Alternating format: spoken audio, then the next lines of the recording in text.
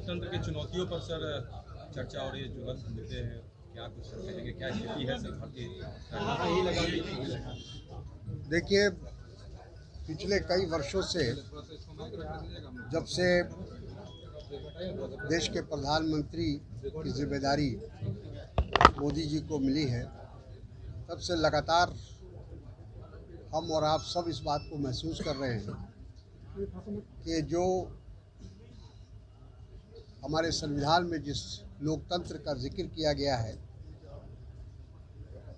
उसको एक प्रकार से उसका हनन हो रहा है।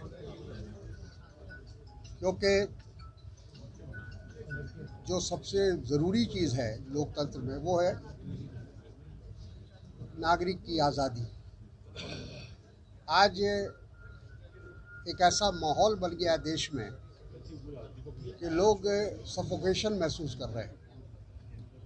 लोगों को सांस लेने में तकलीफ हो रही है या डर महसूस हो रहा है।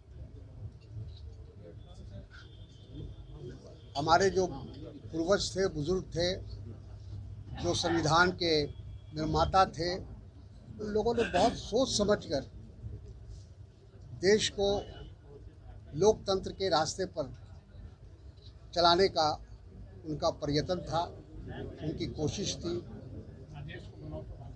देश का जो संविधान बना, उसका आधार लोकतंत्र था।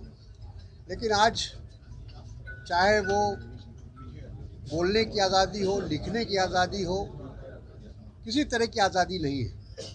अगर आप सरकार के ख़िलाफ़, मोदी जी के ख़िलाफ़ कुछ बोलते हैं तो फ़ौरन देशद्रोह की उपाधि दी जाती है, एंटी नेशनल कहा जाता है।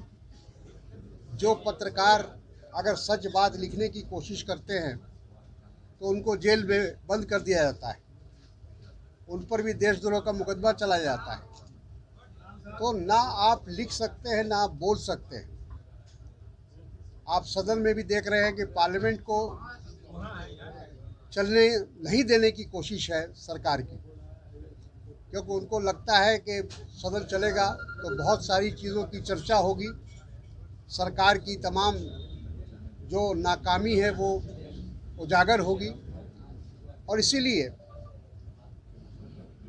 जो महत्वपूर्ण विषय है, जो देश से जुड़ा हुआ है, हमारे देश के भविष्य से जुड़ा हुआ है, उसको भी एक तरह से उस पर ही बहस करने को तैयार नहीं है। चाहे वो किसानों की समस्या हो, मजदूर की समस्या हो, नौजवानों की हो, पैगासस हो, वो सारी चीज़ें जो है आज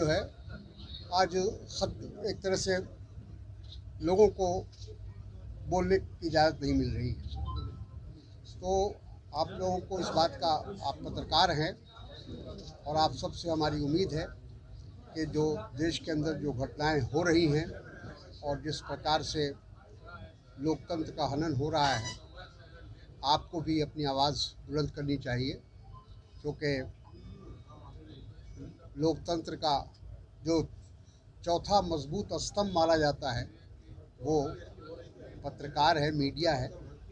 अगर वो खामोश हो जाएगा या उसको खामोश कर दिया जाएगा तो देश के लोकतंत्र पर उसका बुरा असर पड़ेगा।